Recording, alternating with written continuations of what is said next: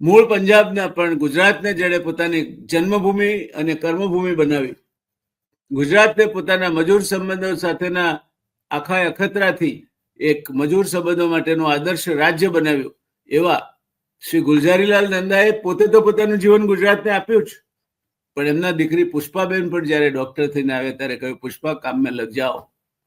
અને પુષ્પાબેનની પહેલી કામગીરી મજૂર મહાજનની સ્ત્રીઓ માટેની હોસ્પિટલમાં એક ડિલિવરી કરાવવાની હતી.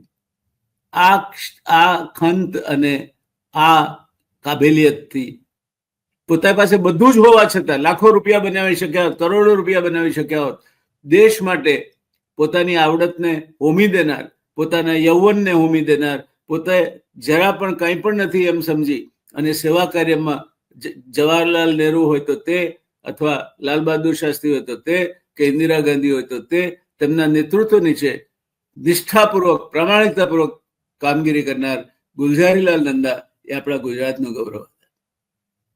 કેટલા ગુજરાતીઓ આજે ઓળખે છે? નથી ઓળખતા ને? આજે આપણે ઓળખાણ આગળ વધારીએ. 1952 સામાન્ય ચૂંટણીઓ આવી. આ જ ચૂંટણી હતી જેમાં ગુલઝારીલાલ નંદાને પાડી દેવાનો પેતરો રચાયો હતો કે આ માણસ આગળ જશે તો કોકને નડશે.